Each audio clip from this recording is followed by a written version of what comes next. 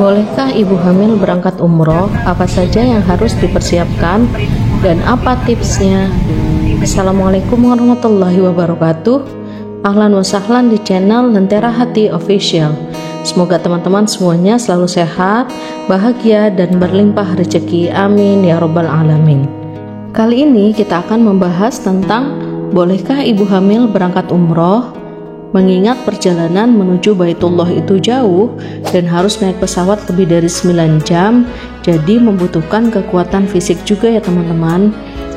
Untuk itu, apa saja yang harus dipersiapkan dan apa tips-tipsnya? Yuk disimak videonya sampai selesai. Terima kasih. Teman-teman, bagi jemaah haji perempuan yang dalam kondisi hamil, memang tidak diperbolehkan untuk berangkat haji. Sudah bisa dipastikan gagal untuk berangkat haji ya teman-teman kalau hamil. Berbeda dengan umroh, ibu hamil masih diperbolehkan untuk melaksanakan ibadah umroh, tentunya dengan memperhatikan kondisi ibu dan janinnya. Kalau ada yang bertanya, kenapa sih hamil tetap berangkat umroh? Jadi ceritanya untuk saya pribadi di awal tahun 2024 memang sudah berencana berangkat umroh keberangkatan akhir tahun 2024. Tanpa direncanakan di pertengahan tahun dapat rezeki hamil kembali dan memutuskan untuk tetap berangkat di akhir tahun, yaitu pada akhir November 2024 kemarin. Pertimbangan utamanya kenapa tetap berangkat ya karena kondisi kandungannya sehat, usia kehamilannya sudah aman, sekitar 28 sampai 30 minggu di saat keberangkatan sampai kepulangan, dan diperbolehkan juga berangkat oleh dokter SPOG setelah rutin cek selama beberapa bulan sebelum keberangkatan. Jadi saya di Madinah dan di Makkah plus perjalanan itu paket totalnya 18 hari ya teman-teman. Berangkat dengan travel Al-Azhar Wisata Darul Khair Kota Bumi Lampung. Jadi bukan perjalanan umroh mandiri. Dengan demikian, apa saja sih yang harus dipersiapkan ibu hamil untuk keberangkatan ibadah selama di Madinah dan di Makkah, dan apa tipsnya? Yuk disimak. Pertama, buku vaksin meningitis. Jamaah umroh wajib vaksin meningitis. Namun untuk ibu hamil tidak direkomendasikan vaksin ya teman-teman. Ini jawaban dari SPOG ketika saya konsultasi sebelum keberangkatan. Lalu bagaimana jadinya? Teman-teman bisa mengkomunikasikan dengan pihak travel terkait kondisi kehamilan teman-teman. Kemudian pihak travel kemungkinan akan mengkomunikasikan dan dibantu dengan handling bandara. Jangan lupa ya untuk memastikan teman-teman bisa tetap terbang meski tanpa vaksin meningitis agar keberangkatan teman-teman tidak menemui kendala. Namun untuk saya pribadi, karena saya haji tahun 2023 dan vaksin meningitis itu berlaku selama kurang lebih 2-3 tahun, jadi saya hanya perlu membuat buku kuning meningitis di KKP Panjang untuk area Lampung. Karena haji kemarin tidak ada buku kuningnya, jadi harus membuat buku kuning meningitis. Jadi haji itu hanya berupa keterangan sudah vaksin meningitis dan sudah vaksin influenza. Biaya membuat buku kuning ini hanya butuh 45.000 ya teman-teman. Yang kedua adalah surat jalan dari dokter. Surat jalan dari dokter ini sebagai berkas pelengkap yang disertakan di Bandara Soekarno-Hatta ketika akan terbang dari Jakarta ke Madinah. Kebetulan kemarin saya menggunakan pesawat Saudia Direct Jakarta Madinah. Untuk kepulangan itu Jeddah Jakarta, saya naik Saudia juga. Namun sudah tidak menyertakan surat jalan dari dokter dan alhamdulillah tidak menemui kendala. Yang ketiga, ibu hamil bawa berapa set pakaian sih dan apa saja jenisnya? Teman-teman, pakaian yang dibawa selama di Makkah dan Madinah dalam kondisi hamil atau tidak itu tidak jauh berbeda ya. Saya pribadi membawa 2 set pakaian putih beserta jilbab, 4 gamis syar'i bebas, 2 jilbab instan syar'i beserta dalaman jilbabnya, dan 3 jilbab segi 4 syar'i, 8 kaos kaki. Nah, untuk kaos kaki ini agak banyak ya, mengingat kaos kaki jika dicuci keringnya agak lama. Kemudian 1 jaket, karena bulan November sudah masuk musim dingin. Jadi harus membawa jaket, 2 set mukena, 4 sarung tangan sholat, dan pakaian dalam secukupnya. Jumlah pakaian yang dibawa itu sifatnya kondisional ya teman-teman, disesuaikan dengan kondisi dan kebutuhan masing-masing. Hanya saja saya memang tidak membawa banyak pakaian karena pasti banyak yang tidak terpakai dan hanya membuat koper penuh saja. Sedangkan saya perlu juga tempat untuk space oleh-oleh, dan saya juga bisa membeli gamis cantik dan terjangkau di Madinah dan Makkah untuk tambahan pakaian. Yang keempat adalah obat-obatan. Jika dalam kondisi tidak hamil, bagi perempuan biasanya membawa pil penunda haid seperti Premolud dan sejenisnya, obat diare, obat batuk pilek, dan lain-lain.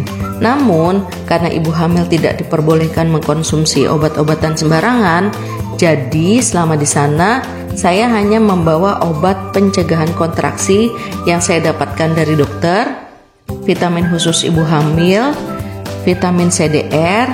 Yang CDR ini saya juga tidak konsumsi setiap hari ya teman-teman, hanya sesekali saja.